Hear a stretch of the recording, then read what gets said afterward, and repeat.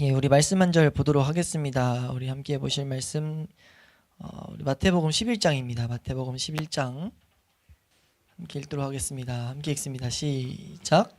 수고하고 무거운 짐진 자들아 다 내게로 오라. 내가 너희를 쉬게 하리라. 아멘. 네, 우리 기독교 학교 4장까지 왔습니다. 4장 이제 스콜라 신학자들의 회개로운 복음의 순결성과 전혀 다르다.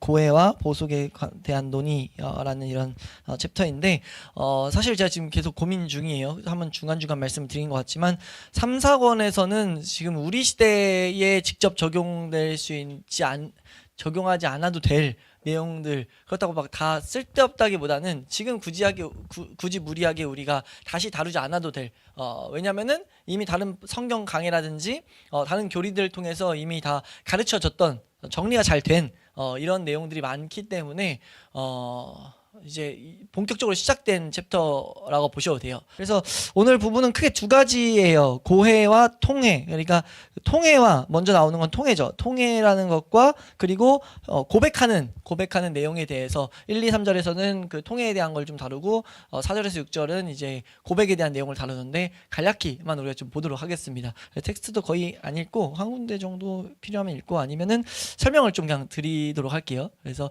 질문이 있으시면 질문은 해도 좋습니다. 같이 이렇게 그 가운데 교제할 게 있으면 또 이 텍스트 안에서 교제를 또 해도 유익할 것 같아요. 우선 그래도 간단히 좀 말씀드리면 이 6절을 먼저 관통하는 핵심을 우리가 좀 보면요. 이것이 왜 우리에게 유익하냐면 결국 여기서 올바른 것은 뭐냐라고 했을 때 우리가 회개에 있어서 가장 중요한 것은 죄인인 우리의 시선이 내 자신에게서 오직 그리스도에게로 옮겨지는 것이 회개의 중요한 요소라는 것을 우리는 기억해야 돼요. 그러니까 회개에 있어서 핵심은 그리스도께 시선을 두는 겁니다. 예, 근데 이제 이 로마 교회, 특별히 우리가 개혁되기 전에 그리고 개혁된 우리 안에서도 지금 죄사함에 대한 확신을 위해서 이게 정확하게 안 배우거나 잘못 배울 수 있기 때문이에요. 특별히 이땐 잘못 배운 중요한 기준들이 있었고 그 내용이 고해성사였죠. 그래서 고해성사의 3요소가 이 4장의 핵심입니다. 그래서 고해성사의 3요소라 하면은 첫 번째는 고백, 그리고 통해, 고백, 보속이라고 하더라고요. 네, 그래서 이걸 7가지로 뭐 나누고 하는데 핵심 크게 딱 나누면 통해하고 고백하고 그 보속하는 거, 이 내용을 뜯어가지고 이 4장에서 쭉 그런 것들을 언급해요. 그래서 이 내용들 중에 이 3가지가 우리에게도 필요한 요소인데 이걸 올바로 아는 측면에서만 좀 설명을 드리겠습니다. 그래서 우리가 다시 한번 옳게 알아야 될 것은 죄인은 내 눈물이나 내 행위를 보는 것이 아니라 오직 하나님의 긍휼과 하나님의 은혜만을 바라봐야 되죠. 예, 그래서 여기 이 잘못된 개념에서는 핵심 대부분 통해와 이런 고백하는 것들이 우리가 죄사함을 얻기 위한 어떤 우리 공로적인 측면으로 자꾸 다뤄지기 때문에 그런 것들은 우리 가운데 남겨두서는 안 된다. 은연중에 우리 가운데 분명히 있을 수 있거든요. 좀 중간에 그런 텍스트가 나와서 언급을 좀 드릴게요. 그래서 한 절부터 그냥 그 절이 말하는 것들을 핵심적으로 말씀을 우리가 내용을 다루고 넘어가면요. 1절에서는 지금 이 고해성사에 대한 내용을 이제 다루기 시작하죠. 그래가지고 스콜라 철학자들이 보통 이 로마 교회에 있었던 그 신학들을 연구한 자들이라 이해하셔도 되는데 그들이 뭐라고 말하냐면 회개에 대해서 책들을 많이 내고 말들을 많이 해서 복잡하게 만들어버렸다. 회개는 사실 딱 핵심적인 것을 우리 앞에서 배웠던 회개는 딱 이건데 그리스도를 붙들게 하는 건데 돌이킴과 그리스도를 붙들면 되는 건데 괜히 그 회개를 우리 측면에서 뭐 가져오고 설명하고 말들 많이 하고 논의를 막 하고 해가지고 진흙탕으로 만들어버렸다 라고 이제 1절 첫 번째 문단에서 그들이 만들어 놓은 진흙탕에 한번 빠지면 빠져나오기 진짜 여간 어렵지 않다 이런 식의 설명을, 왜냐하면 실제 이 칼빈 시대 때는 이게 설명하기가 너무 복잡해져서 그랬거든요. 왜냐면 왜 그렇습니까? 우리가 좀 한 발 떨어져서 보면 인간의 죄성이 자꾸 내 측면에서 이 회개를 요구하기 때문이에요. 예, 그래서 어찌됐든 이것이 정말 큰 문제였다는 거, 그리고 우리 이걸 제대로 배울 필요가 있다는 거. 왜냐하면 회개는 우리의 신앙에 매우 중요한 요소이기 때문에, 회개와 죄사함은요. 예, 그래서 먼저 하는 작업이 뭐였냐면은 회개라는 것 자체가 뭐냐라는 것에 대한 정의를 좀 내려놓죠. 그래서 정의가 잘못되면은 내용이 다 왜곡될 수밖에 없기 때문에, 예, 그래서 여기서 이제 회개에 대한 것들을 그들이 회개를 정의 내리는 것만 봐도 본질을 잘못 이해했던 것을 우리가 알 수 있다라는 것들이 이제 여기서 설명하는 거예요. 앞에 내용 가지고 와서 그냥 설명하는 거죠. 이제 얘기할 것을 얘기할 것을 전에 이제 작업하는 게 그들이 회계에 대한 개념이 잘못 가 있는 것만 봐도 당연히 그 뒤는 잘못될 수밖에 없다. 이런 논리를 좀 여기서 펼치고 있습니다. 그래서 여기서도 막 언급하는 게 이건 원래 칼빈이 이 책을 썼던 이제 그 목적도 첫 번째 문단에 나오죠. 본래 이거는 교리를 위한 짧은 안내서로 계획했는데 붙이다 보니까 많아졌고 그리고 초판을 냈더니 너무 반응이 좋아서 너무 성도들에게도 유익이 있어서 이걸 막 보완하고 하다 보니까 설명이 이렇게 길어졌는데 이 부분도 좀 다루면 좋겠어서 다룬다 이런 식의 이제 설명이 있는 거예요.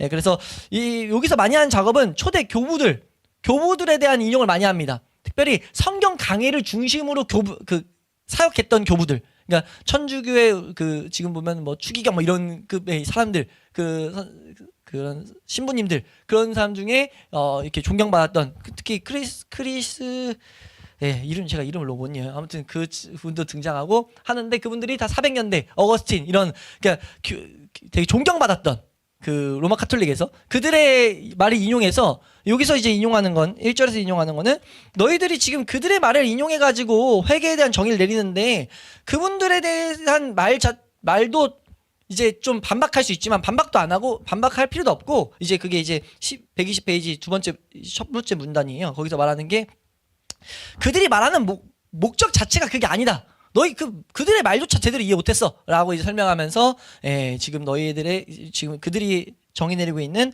회개가 정말 잘못 정의되어 있다라는 것. 그래서 회개는 단순히 여기서 말하는 게 죄에 대한 슬픔을 갖는 것, 죄에 대해서 나를 막 이렇게 고통스럽게 하는 고행을 하는 거. 이런 거 절대 아니다. 왜냐하면 외적인 게 아니라 앞에서 계속 다뤘지만 회개는 내 내부에서 일어나는 일이기 때문에 그래서 이런 외적인 전체 것들을 다루는 것은 회개의 본질이 될 수 없다. 회개의 열매일 수는 있지만 그게 절대 본질, 회개 자체가 될 수 없다라는 것들. 그래서 외적인 어떤 고행을 한다던가 감정의 어떤 강도가 아니라 내적인 갱신과 하나님의 돌이킴이 중심이 다 앞에서 배웠던 것들을 우린 기억해야 된다라고 말하면서 이제 시작하는 거예요. 이제 그 외적인 것을 다루는 게 얼마나 잘못됐는지. 그래서 이렇게만 아시면 됩니다. 그래서 2절에 넘어가서 본격적으로 마음의 통해에 대한 그릇된 가르침이 이게 왜 문제냐? 왜 성도들에게 분명히 문제를 일으키는데 어떤 게 문제냐라고 하면서 그들이 하는 통해 첫 번째 고해성사의 첫 번째인 이 통해에 대한 내용을 말하죠. 그래서 그 고해성사의 첫 번째가 통해라고 하는 이유는 내용 자체는 접근은 잘 됐어요. 그러니까 죄를 깨닫는 것이 우리의 회개의 첫 번째 스텝이니까 죄를 깨닫는 것. 근데 그 죄를 깨닫는 정도를 마음에 슬퍼하는 정도로 기준을 내어버린 거예요. 그래서 여기서 말하는 게 합당한 통해가 있어야 된다. 충분하고 충만한 통해가 있어야 된다. 그러니까 죄를 용서받으려면 죄에 걸맞는 만큼 깊이 슬퍼야 된다고 주장한 거예요. 이걸 왜 다뤘냐면 이 부분 때문이거든요. 이거 우리에도 아직 있어서 회개할 때 죄에 대해 슬퍼해야 돼 이런 감정이 사실 이미 잘못된 회개가 깔려 있었기 때문이에요. 기독교 안에. 그래서 이건 잘못된 거죠. 왜 그러냐면 논리가 되게 탁월해요. 정말 딱 깔끔하게 하는데 죄에 대해서 알면 알수록 하나님 앞에서 우리 죄에 대해서 알면 알수록 얼만큼 회개에 합당한 회개인데 기준 절대 못 잡는다는 거죠. 이들도 기준을 줄 수는 없다는 거예요. 회개할 때 그 슬픔이랑 강도를 정의 내릴 수 있습니까? 간인 느끼는 슬픔이 다르고 동진 느끼는 슬픔이 다르고 지사님 느끼는 슬픔이 다 다르잖아요. 근데 그걸 수치를 매길 수도 없고 이걸 며칠 동안 했다고 볼 수도 없고 그러니까 그 인간의 감정이 회개의 기준이 되는 순간 하나님의 구원 계획이 얼마나 허술해요. 절대 그렇지 않다는 거죠. 그래서 회개의 본질은 절대 인간의 감정이 될 수가 없다라는 것. 그래서 이거를 굳이 다룰 필요도 없는데 왜 다루냐라고 했을 때 이 문제는 사소한 논쟁이 아니라 신앙에서 가장 중요한 문제이기 때문에 죄사함의 문제이기 때문에 이 부분은 정확히 해야 된다. 정확히 해야 되는데 슬픔에 대한 동의하지. 정확히 해야 되잖아. 근데 슬픔에 대한 척도를 그냥 합당한 통해가 있어야 된다라고만 말해놓으면 이거 도대체 어떻게 하라는 거야. 그러면서 설명하는 게 이게 얼마나 문제냐면 단순히 적당히 이게 아니라 이건 성도에게 반드시 있어야 될 죄사함의 문제인데 이걸 딱 그렇게 해버리는 순간 성도들이 그 누구도 자유할 수 없다고 말해요. 죄라는 걸 알면 알수록 성경을 제대로 대하면 대할수록 죄라는 것에 대한 무게를 말하는데 어떻게 인간이 감당할 때 그 만족할 만한 합당한 게 나올 수가 없다라고 하면서 여기서 말하는 게 양심을 괴롭히게 된다. 그 그릇된 가르침이 양심을 괴롭히게 된다. 그래서 여기서 말하는 게 어느 정도 슬퍼야 충분한 거냐, 얼마나 눈물을 흘려야 합당한 거냐, 죄의 크기에 맞는 통해의 깊이를 도대체 누가 측정할 수 있냐, 라고 말하면서 지금 이 죄를 미화하고 애통해야 되는 사실 자체를 부정하는 게 절대 아니에요. 근데 그 위치가 통해의 위치가 우리가 회개의 첫 번째 스텝이 될 수가 없다는 거죠. 통해는 은혜의 가중, 은혜의 하나의 열매. 죄를 미워하는 것은 우리가 회개 가운데 성도들에게 하나님이 주시는 열매라는 측면. 그리고 그것은 반드시 그건 있어야 돼요. 근데 그걸 첫 번째 스텝으로 놓는 순간 이건 완전히 그 누구도 성도들을 자유케 하지 못하고 괴롭히게 하는. 그래서 이 뒤에 표현 중에 보면 뭐라고 하냐면요. 이들에게 여기 5페이지 가면 지나치게 가혹하고 비인간적인 자들이라고 진단해버려요. 이런 진단은 너무나 가혹하고 진짜 비인간적이다. 이런 식의 이 고해성사를 그렇게 진단하고 있거든요. 그러니까 정말 이제 맞죠. 생각해보면 이 죄에 대해서 이렇게 접근하는 것 자체가 얼마나 이제 큰 문제인지를 우리 좀 이렇게 엿볼 수 있죠. 그래서 우리가 참된 회개는 절대 우리 감정 속에 있는 것이 아니라 그리스도께로 나아가는 것이 참된 회개라는 거. 그래서 죄사함의 근거는 통회의 충분함이 절대 될 수 없고 그리스도의 충분한 속죄에 있음을 우리 기억해야 돼요. 그리스도의 속죄에 우리의 죄사함의 근거가 있다는 거죠. 내가 통회를 얼마나 했든 안 했든 그게 중요한 게 아니라는 거예요. 그래서 그걸 이렇게 방금 설명드린 이 내용을 3절에서 설명하죠. 통회는 절대 죄사함의 원인이 될 수 없다라고 해서 2절에서 통해 교리의 이제 문제점을 말했다면은 3절에서 이 교리의 핵심적인 오류를 그냥 간단히 설명하는 거예요. 그래서 이 통해 여기서 말하는 게 이제 통해의 존재 여부가 중요한 게 아니라 통해의 위치가 지금 잘못됐다라는 걸 좀 설명한다는 거죠. 그래서 로마 교회가 잘못됐던 거는 통해를 죄사함을 얻기 위한 조건과 원인으로 만들었어요. 그래서 이걸 충분히 하도록 고해성사를 간단히 찾아봤더니 복잡해서 우선 진짜 여기서 말한 것처럼 왜 이걸 이렇게 복잡하게 했는지 되게 어렵게 만들어서 더 저가 간단히 알기도 애매하고 알려면 알겠지만 이거에 에너지 쏟기가 쓸데없어 보여서 적당히 보다 말았는데 복잡해요. 근데 우선 확실한 건 첫 번째 스텝에 통해를 위한 막 방법들 막 이런 것들 어떻게 통해할 수 있는가 이게 못하니까 막 방법만 길어지는 거예요. 이게 얼마나 이게 사람을 괴롭히게 되는지 이 당시 감사하게 이런 먼저 고민들을 했던 게 좀 감사하죠. 그래서 회개가 없이는 절대로 당연히 죄사함을 받을 수 없다는 건 인정하지만 그게 통해가 이제 이러면서 이런 논리적인 것들을 통해 가지고 이제 설명하죠. 그래서 여기서 사람들이 이 앞에서 말했던 걸 좀 더 확장해서 자신이 얼마나 괴로워야 하는지 얼마나 슬퍼하는지에 대한 관심을 갖게 되게 돼버렸어요. 그들의 가르침 때문에. 그래서 결국 시선이 하나님의 긍휼이 아니라 자기 감정을 향하게 되는 것들을 칼빈은 그 시대에 교회에서 보게 된 거죠. 그래서 이거 완전 가르침이 잘못돼서 완전 잘못된 길로 간 거다. 회개의 핵심은 하나님의 긍휼로 가야 돼. 하나님의 긍휼을 바라봐, 하나님의 약속을 바라봐야 돼. 그래서 앞에서 그렇게 가르쳤던 거예요. 그래서 죄인은 어떻게 해야 됩니까? 두 눈을 오직 하나님의 긍휼을 바라봐야 돼요. 시선을 긍휼에 고정해 놔야 됩니다.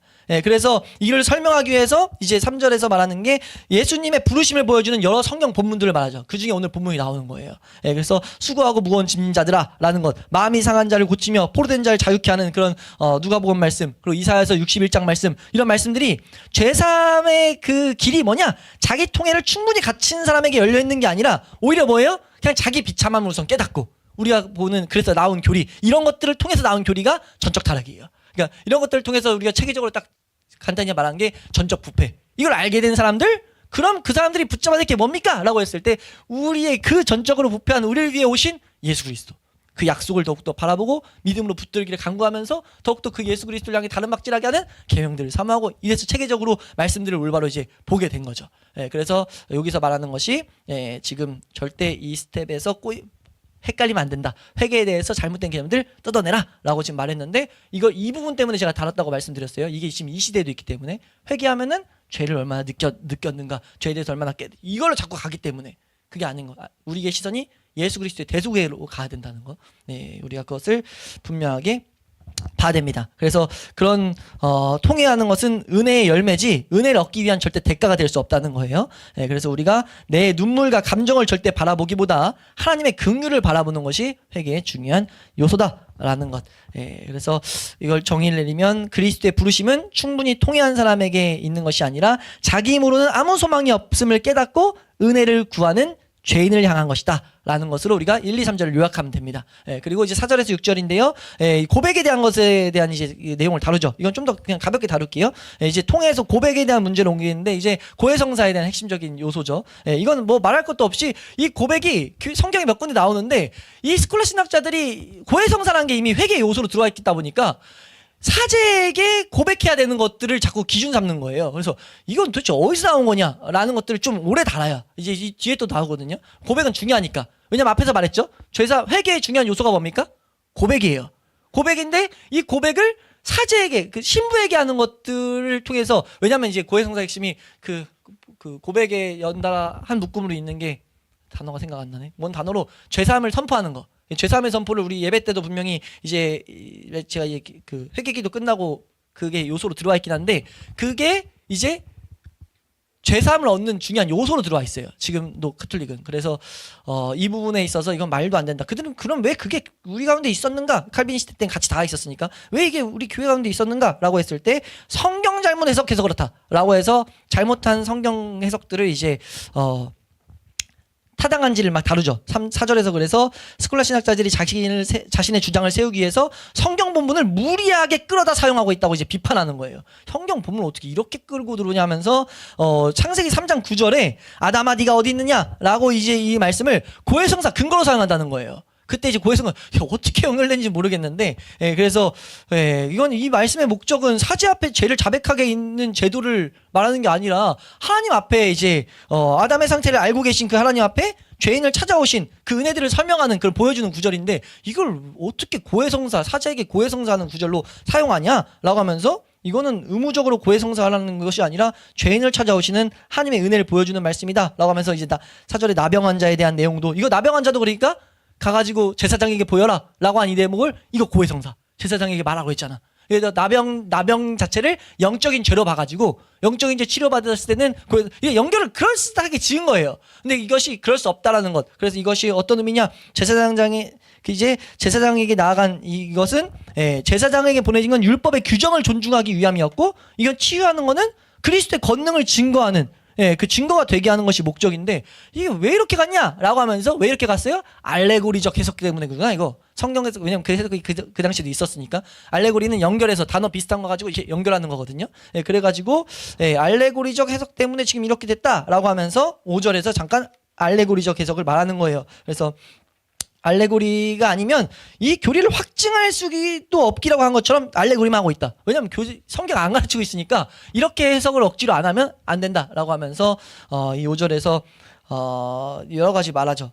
특별히 이제 직접 여기서 말하는 풀어놓아 다니게 하라라는 우리 요한복음 11장 봤었잖아요. 그것도 이제 제가 그 다루면서 우리 믿음의 선배들이 다루긴 해요. 풀어놓아 다니게 하라는 그 음성을 듣는 대상이 성도들이다. 교회들이다. 그래서 교회들이 우리가 이거에 대한 분명히 복된 메시지도 있어요. 근데 그거를 고해성사로 가버린 거예요. 그러니까 풀어놓아 다니게 하는 건 신부에게 주신 권한이야.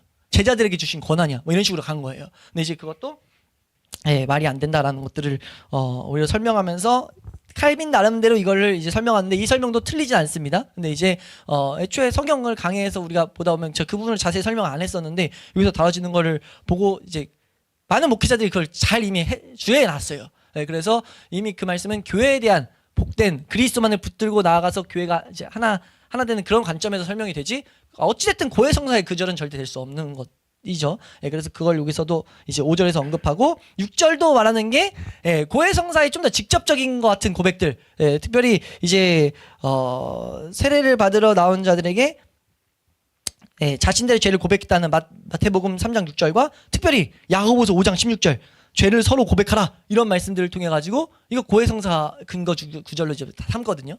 이것도 이제 말도 안 된다는 것들을 이제 설명하죠. 이거 대충 봐도 말이 안 돼. 성경을 결국 자기 마음대로 해석해서 그러니까 우리가 알아야 될 게 이 부분을 통해서 우리가 적용할 것은 이 시대도 조심해야 돼요. 왜냐하면 우리가 교리를 중요할 때 제일 조심해야 될 것은 교리를 뒷받침하기 위한 성경 강의에 가서는 안 돼요.